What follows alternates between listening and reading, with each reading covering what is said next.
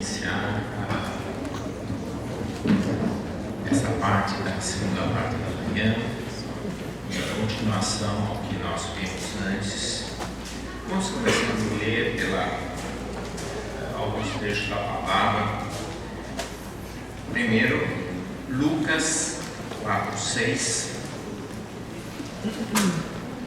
Disse-lhe o diabo: dar-te-ei toda essa autoridade e a glória desses reinos, porque ela me foi entregue e a dou a quem eu quiser. Salmo 139. Graças te dou, visto que por modo assombrosamente maravilhoso me informaste. As tuas obras são admiráveis, e a minha alma o sabe muito bem. Primeira carta aos Coríntios, capítulo 2, versos 9 a 12.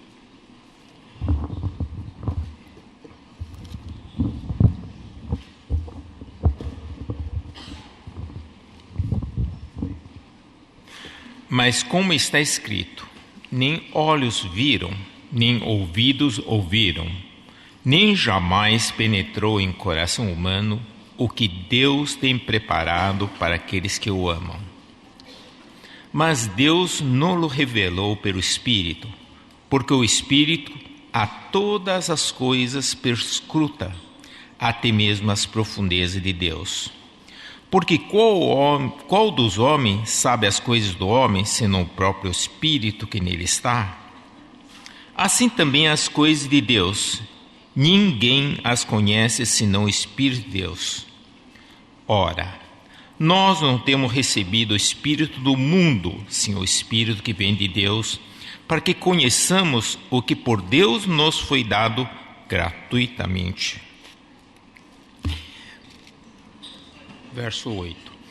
Pois o exercício físico para pouco é proveitoso, mas a piedade para tudo é proveitosa, porque tem a promessa da vida.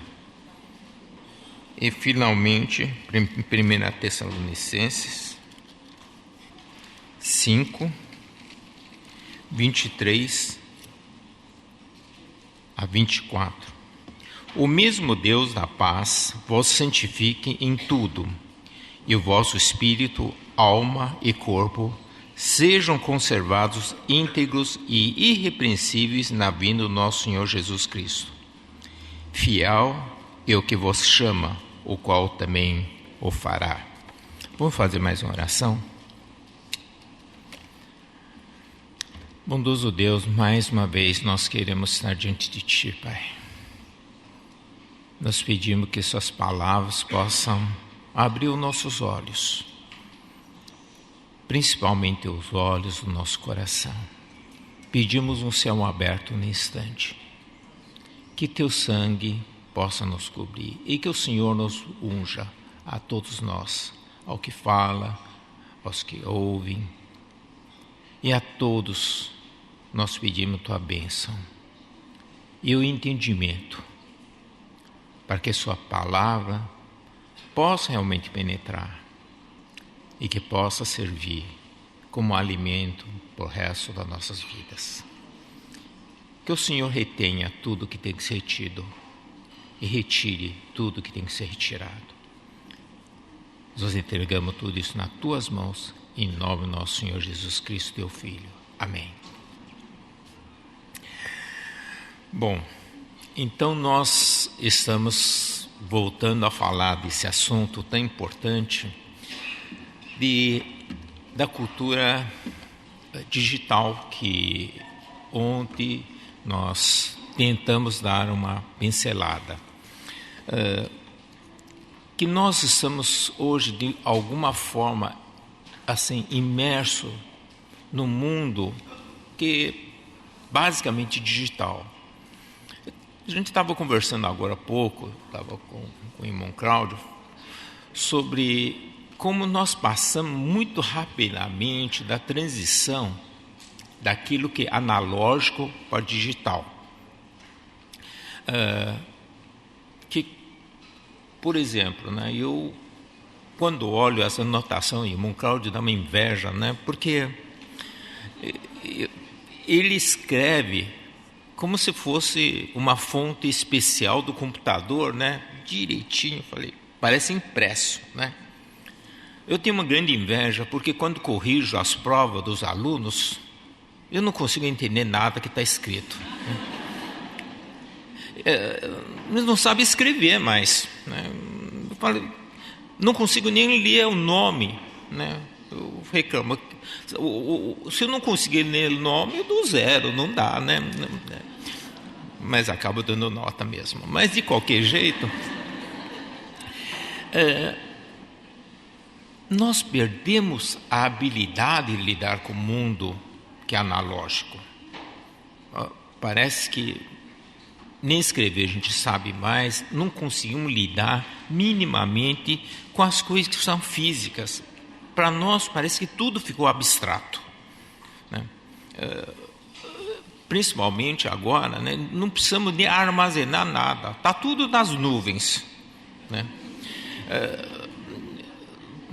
A gente guarda as coisas, logo o pendrive vai ser, vamos dizer, eliminado, né? Para que pendrive? A gente pode passar tudo pelas nuvens, né? Bom, a maioria das pessoas realmente estão com a cabeça nas nuvens mesmo, né? Então, não tem jeito, né? Mas cada vez mais nós estamos nesse mundo de tal forma que as informações são assim tão abundantes que nosso problema não é mais questão de conhecimento, onde estão, mas é conseguir selecionar aquilo que nós precisamos. Eu costumo dizer, atualmente, nós passamos da fase da aprendizagem para a fase de curadoria. O que é curadoria? Eu diria, essa talvez seja a habilidade mais importante que nós podemos ensinar para nossos filhos. O que um curador faz? Sem noção? O curador não é curandeiro, por favor, né? Curador é aquela pessoa que seleciona o que vai para museu, o que não vai. Nós vamos ter que desenvolver a habilidade de seleção. São tão abundantes as informações que existem no mundo que nós temos de saber fazer curadoria. Os nossos filhos, no meu caso, né, o nosso monte dos meus netos, né, tem que aprender como selecionar o que é e o que não é. Só que nos parâmetros de curadoria muda radicalmente com o que o mundo acha que é curadoria. Então, por isso, quando a gente chega no museu, a gente, assim, entra com uma mão assim, sabe por quê? Para tapar os olhos quando fala, não, isso eu não vou ver. Porque nós estamos dependendo da curadoria dos outros. Não sei se vocês estão conseguindo entender da gente. Quando você faz uma seleção pela Google, agora, esse é o famoso professor que existe na escola, chamado professor Google, né? Então, qualquer coisa que o professor fala, você vai dar uma googada. E vem muitas informações. Quais são as informações que você usa? Alguém chegou na 10ª página do Google, depois que você pesquisa?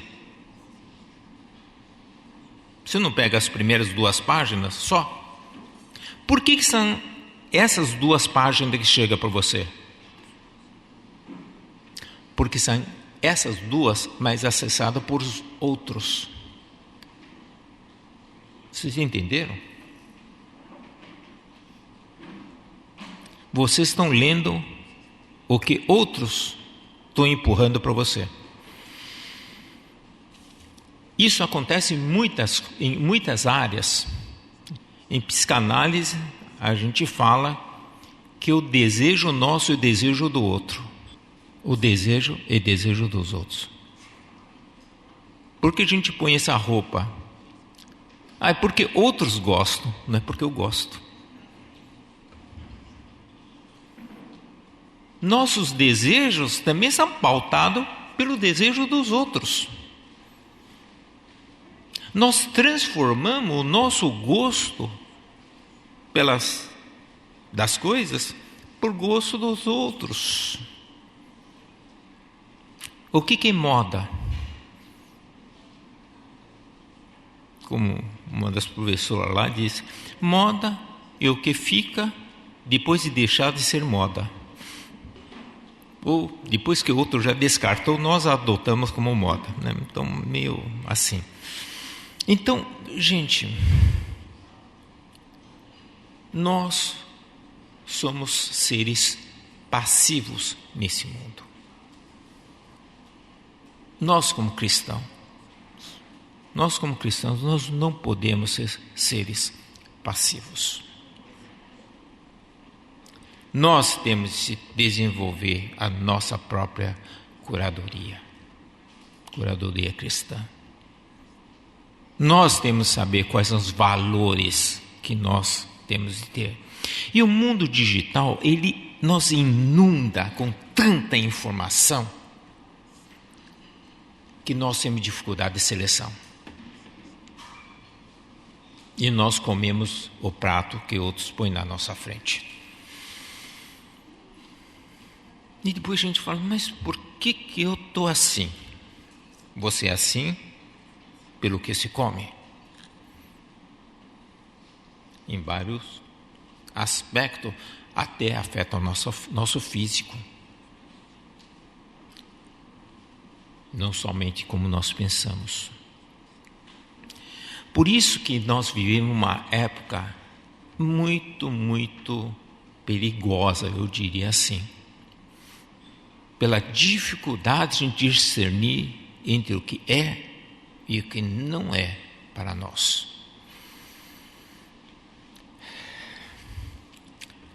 Mas quando a gente lê a palavra, nós percebemos como o nosso Senhor nos conhece. Ele nos formou de uma forma maravilhosa. Ele nos conhece até o último fio do nosso cabelo. Ele sabe de tudo que nós precisamos. Na verdade, precisamos muito pouco do que esse mundo dá.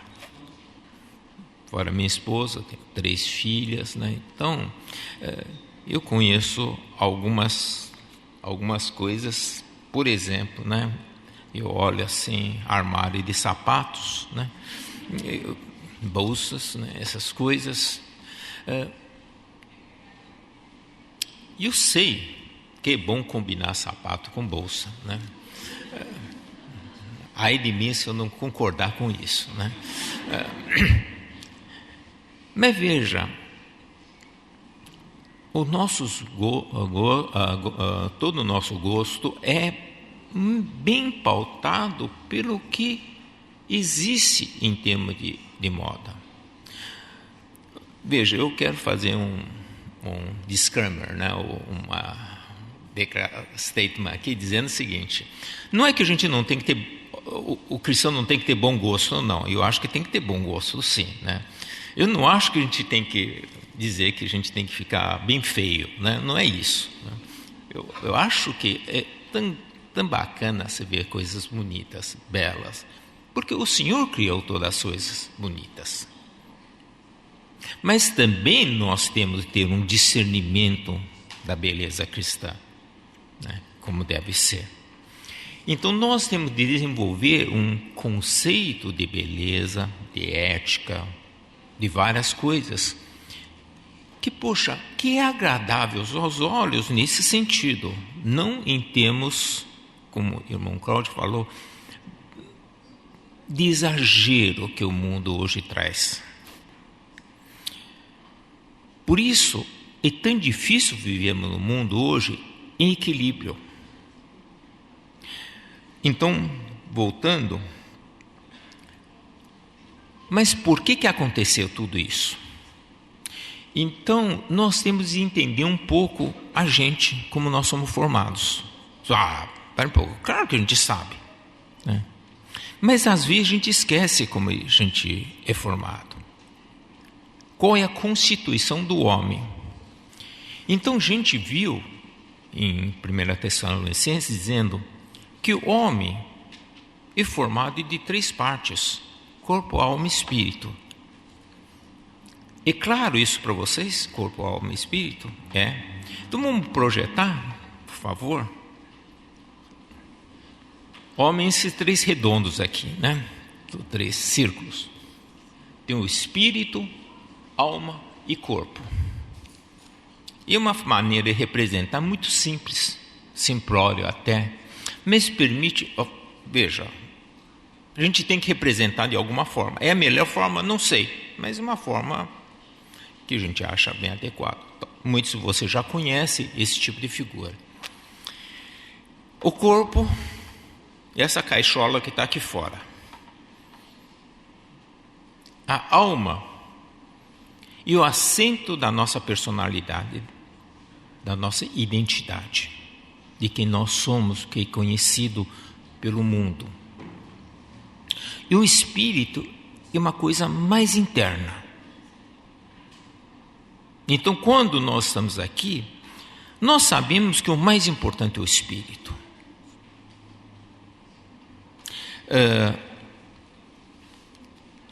Vamos lá eu não li essa parte, mas vamos lá no início, lá no Gênesis, capítulo 2:7. Então formou o Senhor Deus ao homem do pó da terra e lhe soprou nas narinas o fôlego da vida, e o homem passou a ser alma vivente. Aqui fala claramente que é o que é o nosso corpo. O nosso corpo é pó. A gente sabe que de pó viemos, e nós, por causa do pecado, um dia esse corpo vai se desfazer. O valor do nosso corpo, em termos químicos, vale muito pouco. Sabe o que é muito pouco? Brincadeira, né? Vai no açougue ver quanto custa, né? Não é tudo filé mignon, né? O custo, né? Você vai ver quanto nós valemos em termos de matéria-prima. Por que o homem é tão valioso? Porque houve o sopro da vida do Senhor nas nossas vidas. E nós passamos a ser alma vivente. Esse é o valor. Todos nós valemos muito por causa desse sopro. O que vale é aquilo que tem de vida que está lá dentro. Esse corpo é apenas a embalagem.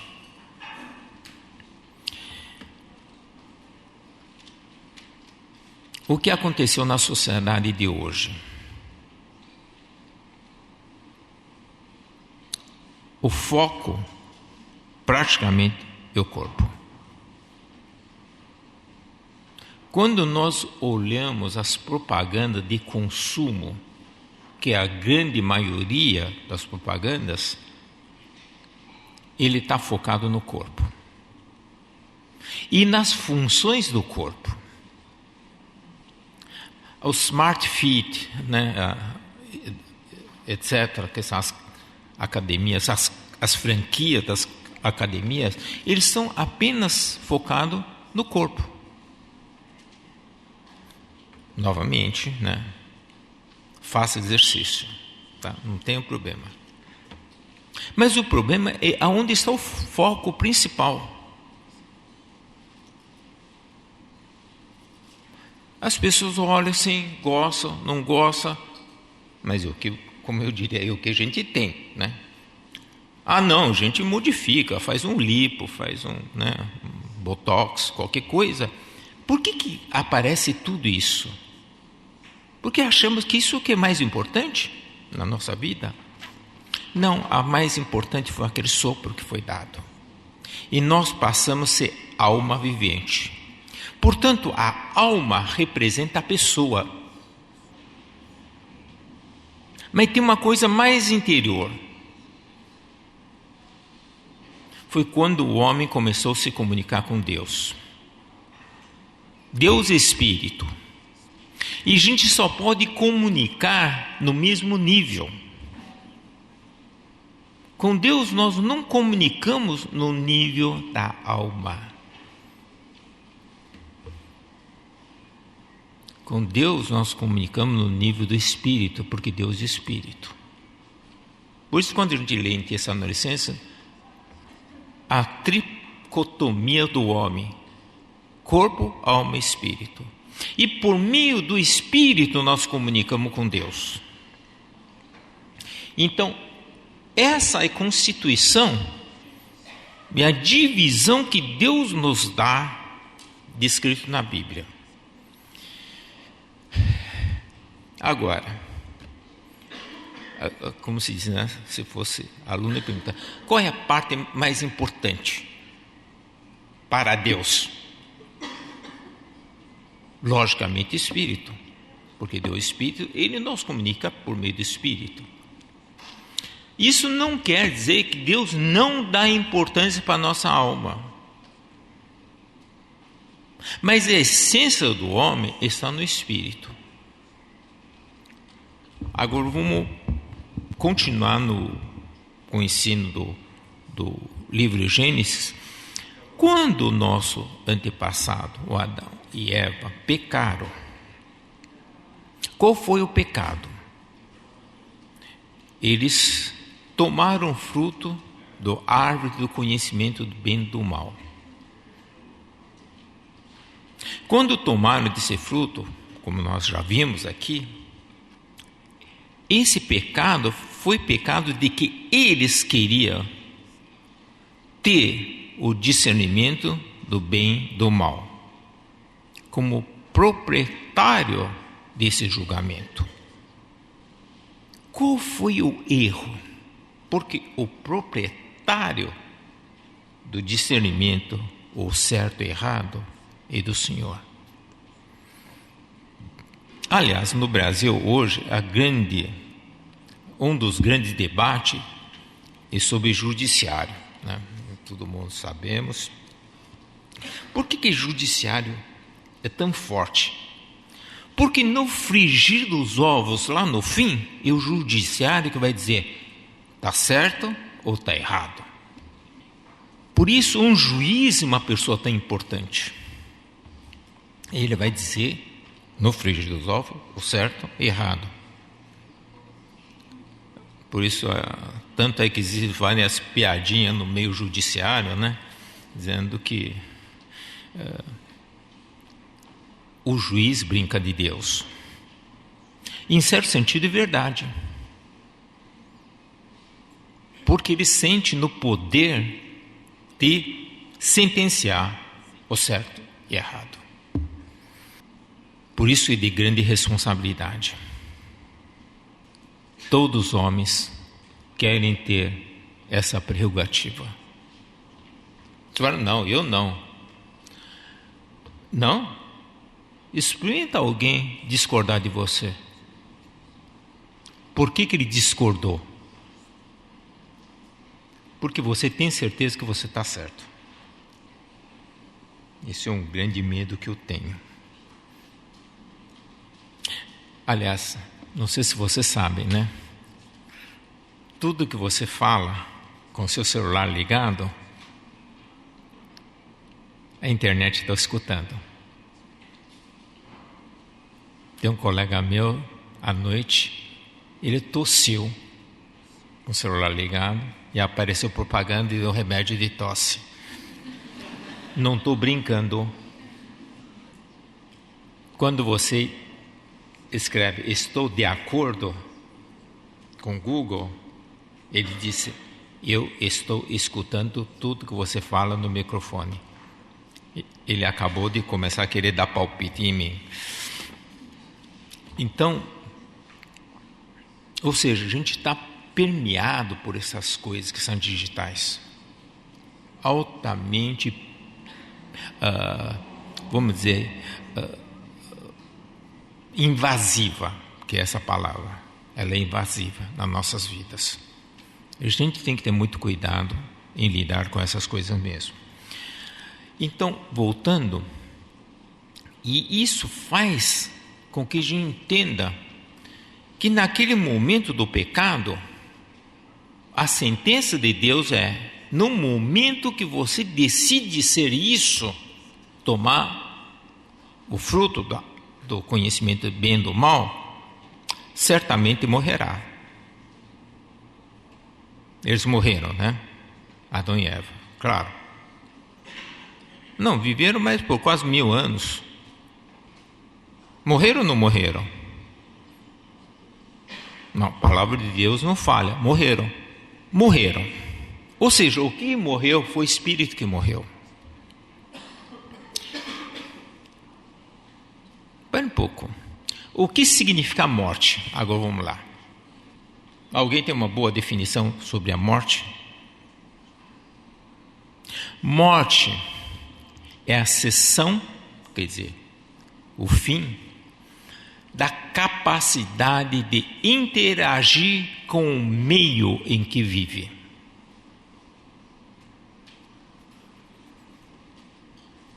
Qual é a função do espírito em comunicação com Deus? O fato de ter parado ou cessou essa função de comunicar com Deus significa esse espírito deixou de exercer sua função que foi criado. Portanto, nesse momento morreu. Exemplo, o corpo. Nosso corpo tem como função interagir com o meio físico. Quando que um médico determina que um homem está morto? Como é que o médico faz isso? Eu acho que tem médicos aqui, né? E quando ele testa a sua capacidade de reagir com o mundo em que vive, ou seja, acessou as suas funções de interagir com esse mundo, o médico declara a morte do paciente. Ele só consegue determinar a morte do paciente do ponto de vista físico, porque ele deixou de reagir a qualquer estímulo que esse mundo físico faz sobre a pessoa. Portanto, uma pessoa deixa de ser uma pessoa viva, passa a ser um cadáver. Meio pesado isso, né? Mas é isso. Morte é isso, do ponto de vista médico. Mas o médico não consegue dizer se a alma e o espírito está morto, porque não tem condição de fazer isso. Ele só consegue dizer fisicamente está morto. Portanto, depois que o homem pecou, ele perdeu as suas funções do espírito para com Deus. A pergunta é: espírito morreu do fato de desaparecer? Não, ainda está lá. Ele perdeu suas funções. Agora vem algo terrível. Ele ainda está lá. Mas o que ele faz agora, já que ele ainda existe, que está lá, não perdeu? Perdeu as suas funções de comunicação com Deus. Ele passa a poder comunicar com as forças das trevas, porque passa a ter um novo dono. E o corpo e alma automaticamente estão sob nova direção. A gente vê as lojas que estão indo mal, né? de repente, a mesma lógica sob nova direção. Significa que o novo dono diz assim: agora daqui para frente tudo é diferente. É a mesma loja, tudo igual. O que mudou? Nova direção. Portanto, essa loja é outra. Não, é a mesma. Fisicamente é a mesma, porém é sobre nova direção. Só que quem tem domínio a partir do pecado, quem tem um domínio é o diabo. Tem alguns detalhes que a gente vai falar daqui para frente. Só que, de alguma forma, Deus preservou a existência do Espírito dentro de nós. Quais são os componentes dentro do Espírito? O Espírito tem a parte da consciência, intuição e comunhão. São os 3 componentes do Espírito. De certa forma, essas 3, eles estão lá dentro, esperando uma comunicação. Só que ele foi formado por Deus. Como eu diria na linguagem hoje, ele tem um DNA de Deus.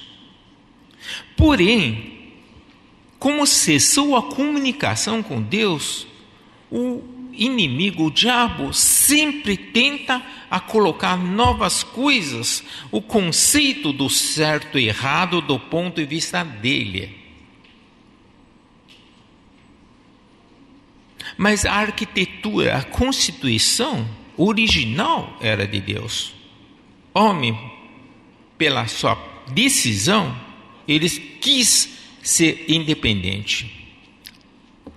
O problema é o seguinte: ele quis ter uma independência total.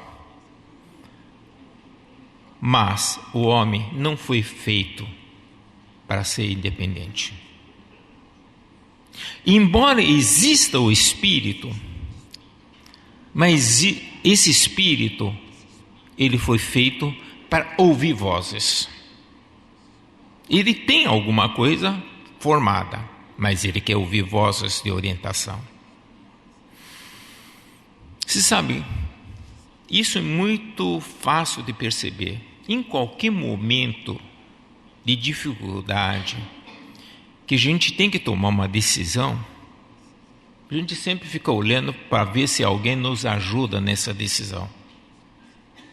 A gente quer ouvir.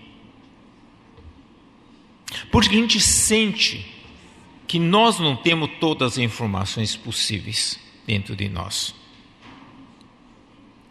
Mas a gente fala assim: olha, o que você acha? Eu já sei o que tem que fazer, mas o que você acha? Mas se você já sabe, por que você está perguntando? É porque nós dependemos de outros componentes, porque Deus faz com que esse órgão seja órgão de comunicação para as decisões. Quem era a pessoa para formar isso? Essas opiniões? O Senhor, Deus. Que bom! Como é bom a gente poder perguntar o que Deus quer fazer. Mas nós queremos, por outro lado, por causa do árvore do conhecimento do bem e do mal, nós queremos tomar essa decisão, nós queremos ser dono das decisões. Aí chega para Deus e diz: você pode contribuir também, tá? E chega para o diabo e a gente pergunta: você também pode contribuir.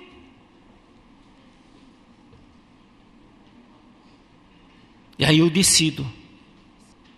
E como a gente vive nesse mundo, a nossa alma está imersa nesse mundo. O nosso corpo também. O mundo jaz no maligno. E no Lucas 4:6, na tentação do Senhor Jesus, o diabo levou Jesus lá no monte e mostrou a glória desse mundo. Tudo que esse mundo tem, o que é, toda a autoridade desse mundo, e disse: tudo isso foi me entregue. eu dou a quem quiser. Esse mundo tem dono. A glória desse mundo, a autoridade desse mundo foi dado ao diabo. Quem deu?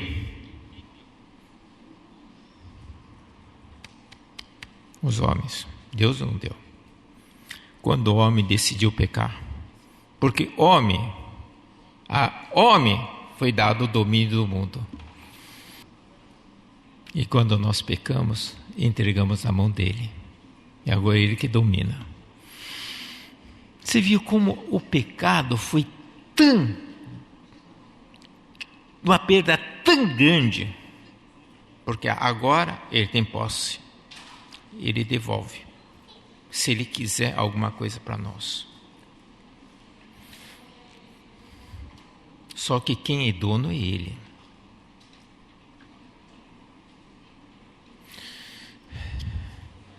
Eu estava contando que ontem sobre aqueles prédios maravilhosos lá no São Paulo, né?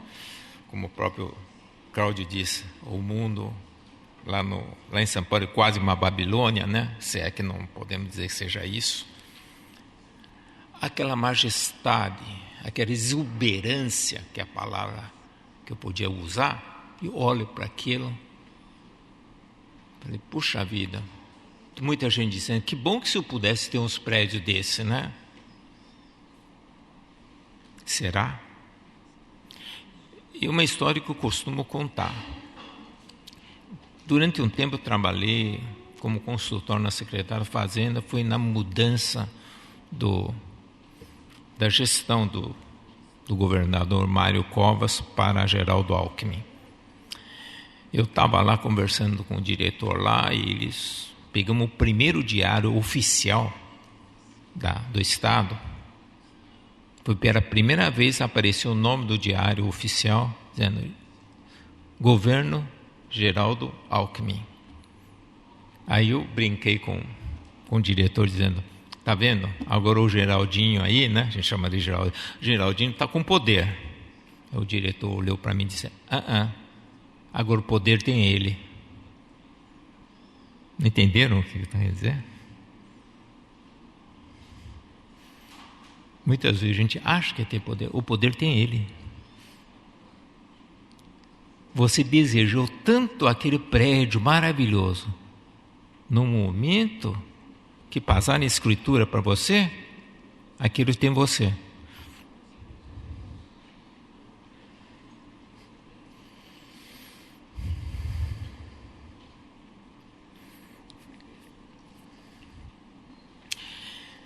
Meio pesado esse negócio aí, né?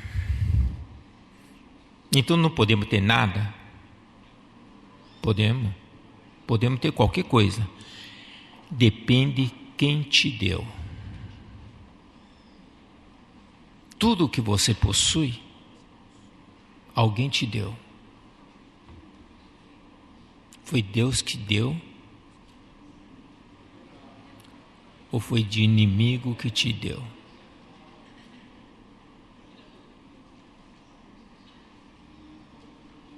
Avalie quem te deu, para quem você pediu. O nosso corpo, a nossa alma, lida exatamente com isso, mergulhado num mundo dominado pelo diabo. Acima de tudo, tem a soberania de Deus, isso nós cremos. Todas essas coisas, Deus pega e diz, eu te dou. Falei, não é do diabo, não, é meu. Acima daquilo, tem Deus. Mas a quem você pede? Você diz, não, foi com meu esforço. Ele só vem de 2 lugares. Não é que a gente não tem que trabalhar, Deus, fica o dia inteiro esperando. Não, você tem que trabalhar assim.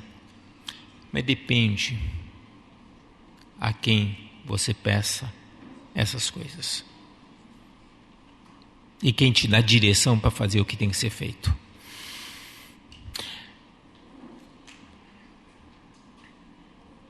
Portanto, gente, a partir desse momento, entendendo esse mundo que nós vivemos, nós vamos ver como nós estamos inseridos nisso aqui. Por quê? Eu entendo que nós estamos aqui, todos nós somos convertidos. E o que acontece na conversão? Esse é um momento maravilhoso. A conversão é a fase que o Espírito de Deus vivifica nosso espírito. Ou seja, o nosso espírito foi vivificado. O que significa isso? Deixamos aquele estado de ser mortos, nossos pecados, nossas transgressões. O Senhor vivifica nosso espírito. Literalmente agora está com outra direção. Nosso espírito, nesse instante, passou a ter uma capacidade novamente de comunicar-nos com Deus. Isso acontece na conversão. Por que conversão é uma coisa tão maravilhosa? Por que evangelizar é tão importante? É que nesse momento, olha, nós somos, né? Como é que se chama? Não sei como é que é, né? Disca 9, não sei se é aqui também, né? Equipe de socorro, né? E foi feito um resgate e ressuscitamos uma pessoa que estava morta. Acabou de acontecer um milagre nesse instante. Nosso espírito foi ressuscitado. Ele passou a ganhar novamente a capacidade de comunicar com Deus. Então, esse momento é um momento maravilhoso, o momento mais importante na vida de uma pessoa, que ele readquiriu a sua capacidade de comunicar com Deus, perdido no Jardim do Éden. Olha que coisa linda, maravilhosa. E o corpo e alma? Corpo e alma, por consequência do pecado, continua mortal. Porque éramos para viver para sempre. Mas o corpo e a alma passou a ser mortal. E continua mortal. Porém, com uma capacidade de comunicação com Deus. E o corpo e a alma continua mergulhado no ambiente hostil. Isso não mudou. Qual é a nossa diferença perante os outros? Externamente nada. Porém, grande diferença que dentro, no espírito, fomos vivificados. Ele só foi vivificado. Significa, passamos a ter a capacidade de nos comunicar com Deus. E foi restituído isso em nós. Ou seja, a nossa consciência, nossa intuição, comunhão, passou a ter uma nova perspectiva de nos comunicar com Deus. Porém, a nossa alma e o nosso corpo continuam nesse mundo digital, gente. Não mudou. Agora tem um problema. Como é que nós desenvolvemos a partir desse ponto? Você fala, eu me converti, tá bom, vou voltar para casa, todo mundo deu parabéns, choramos, não sei o que, batizou. Continuo levando minha vida, minha vida é minha vida. Opa, você vai ter problema. Sabe por quê? Porque Porque você viveu durante muitos anos com o corpo e alma mergulhado nesse mundo, com os padrões desse mundo, com o proceder desse mundo, com o agir desse mundo, com o pensar desse mundo, com práticas físicas de acordo com esse mundo, tudo desse mundo durante muito tempo. Você mudou lá dentro. Lá fora mudou? Não mudou. E começa a ter problema. E o inimigo sabe disso. E ele começa agora a atacar de fora para dentro. Lembra que ele conseguiu chegar lá dentro. Ele estava lá dentro. Na conversão, né? Você mudou o dono lá dentro. Agora o diabo olha para você e fala: não vou deixar barato. Especialmente ele vai te atacar. Só que ele ataca de fora para dentro, jogando as coisas em cima de você. Que algumas pessoas, né, olham e falam, claro, tentação, não sei o que. São esses termos que a gente usa porque são ataques externos a você, no corpo e na alma. Porque por enquanto, nesse instante, depois da conversão, o seu espírito passa a ter uma capacidade de começar a ouvir a voz de Deus. Ele começa a soprar para você lá dentro, dizendo o que tem que ser feito. Então, no primeiro estágio da vida cristã, você passa a ter uma nova perspectiva. Porém, a pergunta é: você já está muito bom? Já está ótimo? Já está formado? Não. Você vivificou, porém uma criança. O seu espírito tem tudo a aprender. Ele tem um limiar lá dentro. Começou a ver, puxa vida, essas decisões, de repente, antigamente eu não me incomodava. Agora começou a incomodar. Mas afinal de contas, o que Deus quer fazer mesmo? Não sei, nem me incomoda. Aí você começou a ter problema que antigamente você não tinha. Eu me lembro, muitos anos atrás, eu vi uma irmã que comprou uma camiseta escrita assim: Good girls go to church, bad girl go to everywhere. Eu falei, isso mesmo. Se não é do Senhor, ela não se incomodaria em ir para qualquer lugar. Mas de repente, aquilo que fazia está começando a incomodar. Então, começa a ficar um negócio. Mas o que eu devo fazer?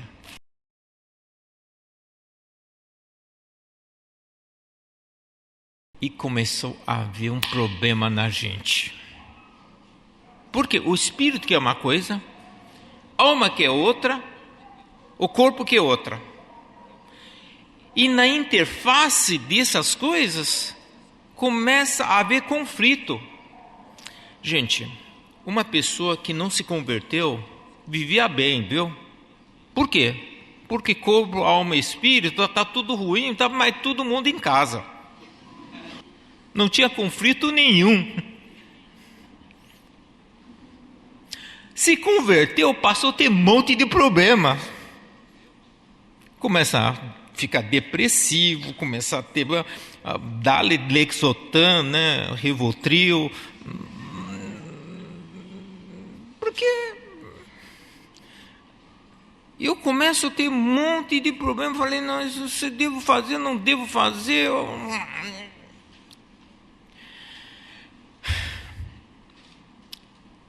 Então, começa a haver o que a gente chama de nervos entre eles, né? Começar a ter incompatibilidade, a linguagem do engenheiro, né?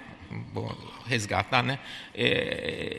Que não há casamento em dependência aí, né? Bom, para o engenheiro sabe o que é isso, né? Teve um problema de casamento e impedância. Aí pronto, começou a dar curto-circuito. Todos os cristãos recém-convertidos começam a ter guerra civil dentro dele. Por quê? Porque tanto o corpo como a alma foi formado durante muito tempo sobre outros padrões, sobre outros donos. De repente, sob nova direção, a pessoa tem problema. Esse só vai resolver por meio de um processo longo. Veja, eu não estou aqui para alisar, falar que é simples, daqui para frente tudo vai ser diferente, não é assim.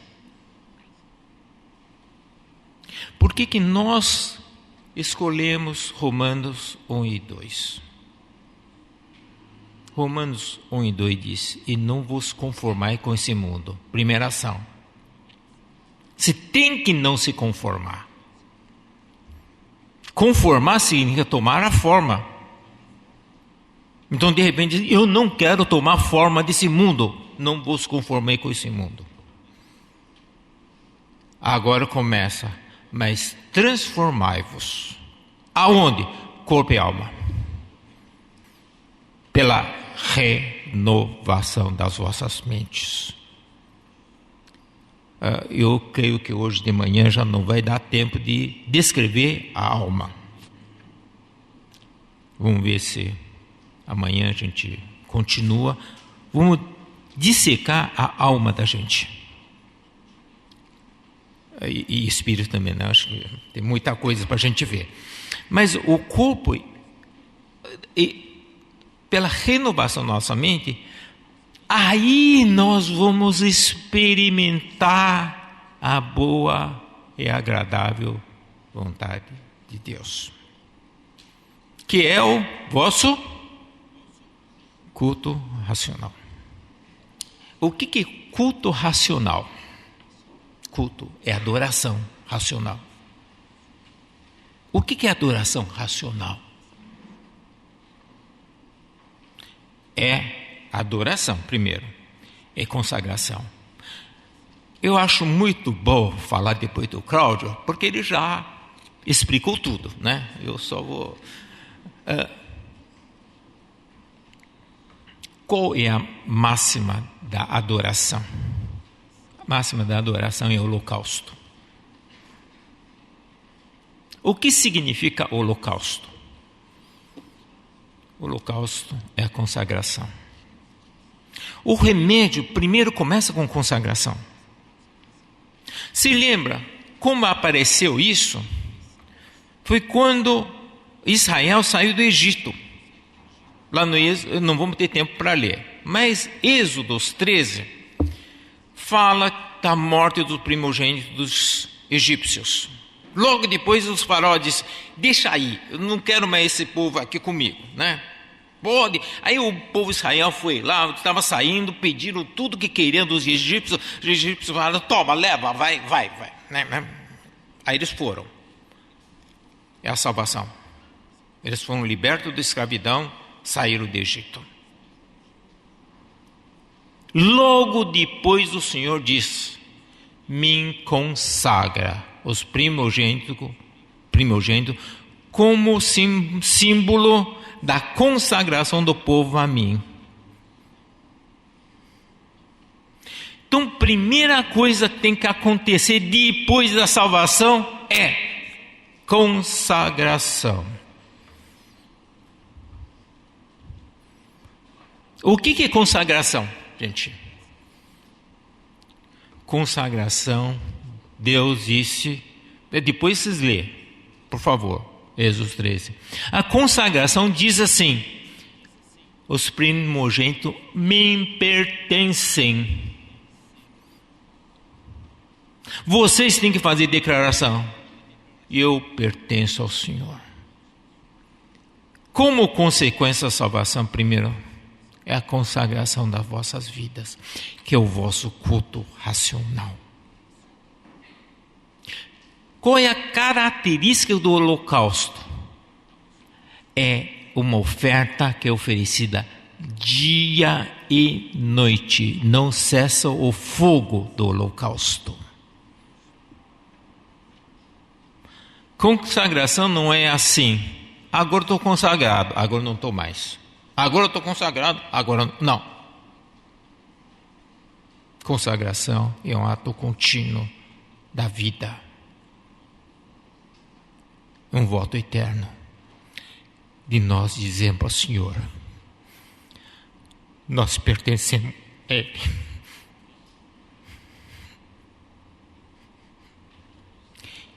Ele não força.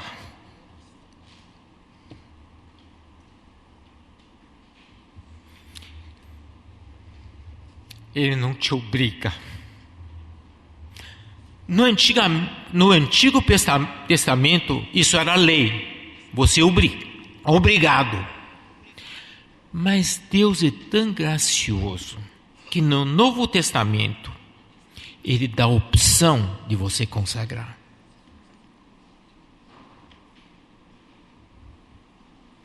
Nós vivemos na época da graça.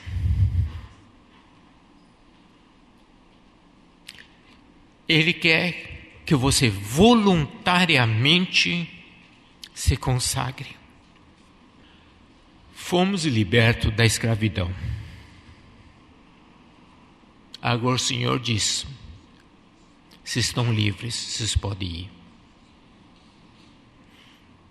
Depois, no Levítico, nós vemos, acho que Deuteronômio, que quando um escravo, ele é liberto, mas ele ama tanto o seu Senhor, ele pode dizer: Senhor, eu quero te servir. Não porque eu sou escravo, porque eu quero. Então o Senhor o leva a umbrais da porta, ele fura a orelha lá e dizer: eu quero te pertencer, porque eu quero. Esse é o nosso culto racional. Então a gente passa por esse versículo muito rápido, sem saber o profundo significado de que nós fomos libertos. E agora queremos servir por amor.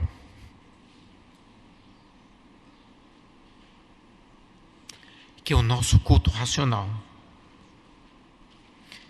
Isso é só o primeiro passo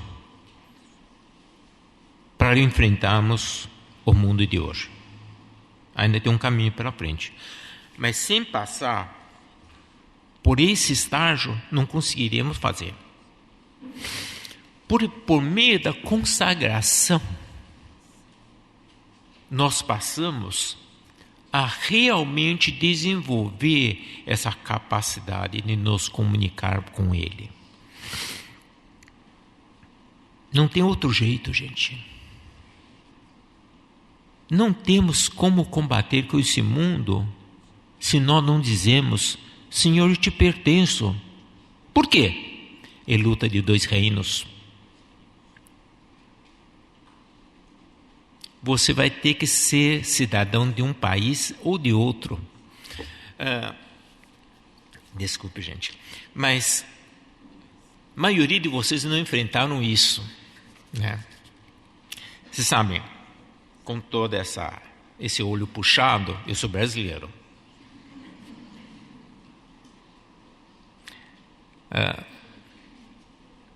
Mas você sabe que a maioria daqui é brasileiro por direito de nascimento. Eu sou brasileiro naturalizado. O Brasil tem uma lei esquisita, que é aquele tempo quando tive que fazer minha universidade, lá, quando encontrei com o irmão Maírton. Em tese eu não podia estudar naquela escola, porque tem que ser brasileiro. Quando me naturalizei, o Brasil exige que quem é naturalizado fosse jurar no seguinte sentido: você é obrigado a deixar a sua cidadania chinesa para ser brasileira. E eu tinha que fazer uma opção, se eu queria ser brasileiro ou não. Vocês ganharam por direito, e eu tinha que fazer uma opção.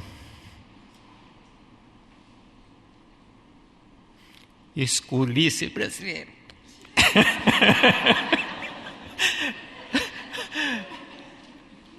Não, eu estou muito feliz.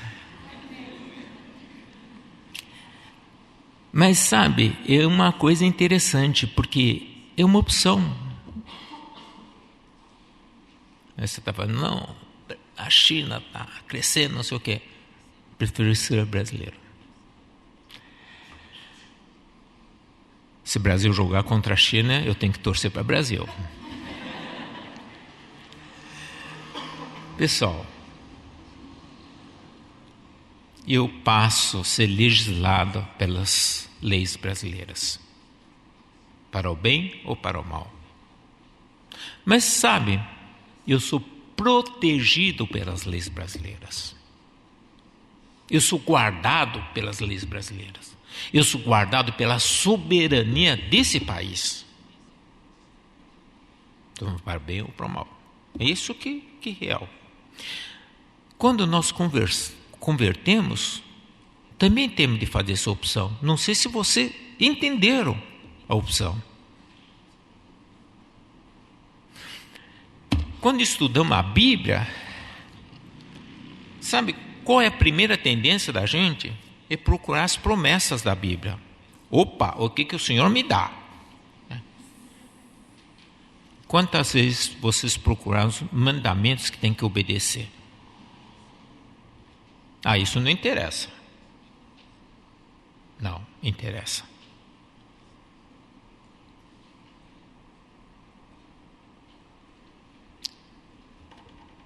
Nós somos de outro reino. Somos cidadãos de outro reino. Somos guardados pelas leis de outro reino.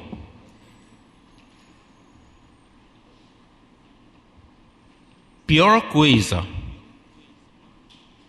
é você ser cidadão das Nações Unidas. Você sabe que existe isso, né? Todos os refugiados são cidadãos das Nações Unidas, que não pertencem a país nenhum e não é protegido por ninguém. Você quer ser refugiado? Você conseguiu sair de um reino, só que não foi para nenhum outro.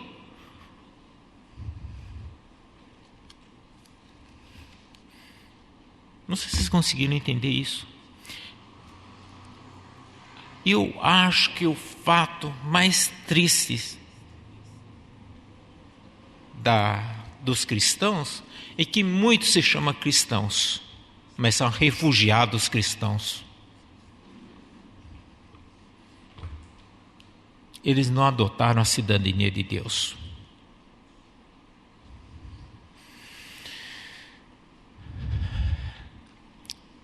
Estão sob fogo cruzado. Por um lado, olha as leis de Deus, olha a lei do diabo, fala, e agora? O que eu faço? Opa!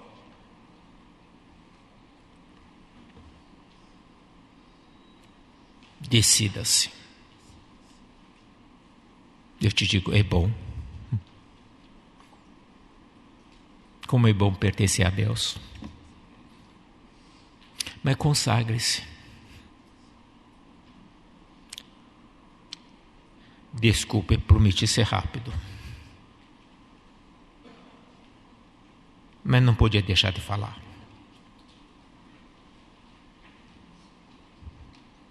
Amém? Vamos orar.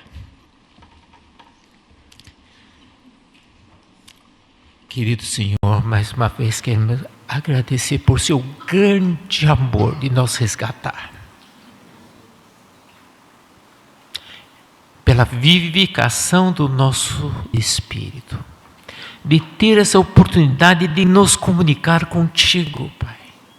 De ouvir a sua voz, da sua doce voz, dos seus mandamentos. De receber esse amor teu, de te pertencer. Mais uma vez pedimos que o Senhor venha atuar no meio de nós. Nos convença a te pertencer. Porque se o reino se estabelece no meio de nós e dentro de nós. Nós queremos estar contigo, Pai. Venha agir no nosso meio.